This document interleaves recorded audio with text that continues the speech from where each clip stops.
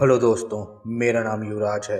आज हम बात करेंगे बेताल के बारे में कि बेताल क्या होते हैं, ये कितने प्रकार के होते हैं और इनकी शक्तियाँ किस प्रकार की होती है।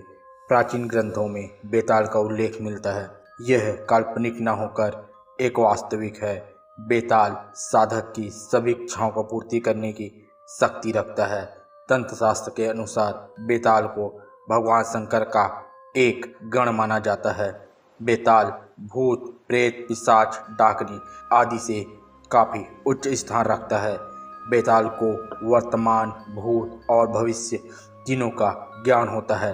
वैसे तो बेताल कई प्रकार के होते हैं, इनकी सिद्धियां भी अलग अलग प्रकार की होती हैं और इनको सिद्ध करने के मंत्र भी अलग अलग होते हैं।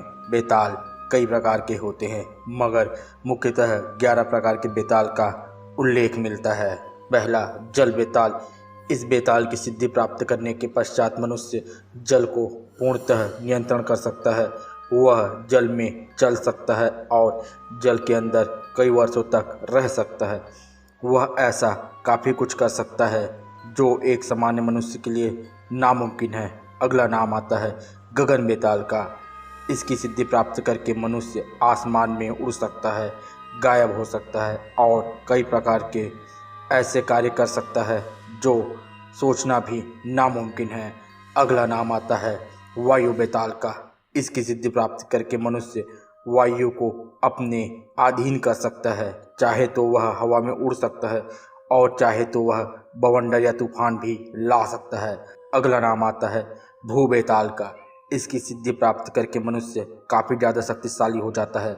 इसे इस धरती पर हराना लगभग नामुमकिन हो जाता है। इस सिद्धि को प्राप्त करके मनुष्य धरती के अंदर झांक सकता है और गड़ा हुआ खजाना भी आसानी से खोज सकता है। अगला नाम आता है अग्नि बेताल का। यह स्वरूप में काफ़ी डरावना होता है। यह अग्नि के बने होते हैं। इसको सिद्ध करके आप आग पर नियंत्रण पा सकते हैं। आप कहीं भी आग जला सकते हैं और आपको किसी भी प्रकार के आग से नहीं जलाया जा सकता, चाहे वह आग ज्वालामुखी की ही क्यों ना हो। आपको अग्नि से कभी कोई हानि नहीं हो सकती। अगला नाम आता है राक्षस बेताल का। इसका स्वरूप काफ़ी भयानक होता है। इसको सिद्ध करके इंसान किसी को डराकर मार सकता है। अगला नाम आता है शमशान बेताल का। इसे सिद्ध करके आप शमशान की सभी शक्तियों को सिद्ध कर सकते हैं। आप शमशान की शक्तियाँ जैसे डाकनी, पिशाच, भूत आदि पर पूर्णतः नियंत्रण पा सकते हैं। अगला नाम आता है महावीर बेताल का। इस सिद्धि को प्राप्त करके मनुष्य अतुलित शक्ति को प्राप्त करता है। वह भारी से भारी वस्तु उठा सकता है और उसे हराना लगभग नामुमकिन हो जाता है। उस मनुष्य के लिए प्रायः सभी काम संभव हो जाते हैं। अगला नाम आता है बुत बेताल का। इसे सबसे शांत बेताल माना जाता है। इसकी सिद्धि प्राप्त करने के पश्चात आपको सभी प्रकार की जानकारी प्राप्त होती है। यह भूत, भविष्य और वर्तमान देख सकता है। यह आपको सभी प्रकार के साधनाओं का ज्ञान प्राप्त करा सकता है। अगला नाम आता है धनवीर बेताल का। इसका निवास प्रायः पुरानी हवेलियों में माना जाता है। इन्हें धन का रक्षक भी कहा जाता है। पुराने समय में राजा इन्हें प्रसन्न करने के पश्चात अपने धन की सुरक्षा का कार्य देते थे। अगला नाम आता है विचित्र रूप बेताल।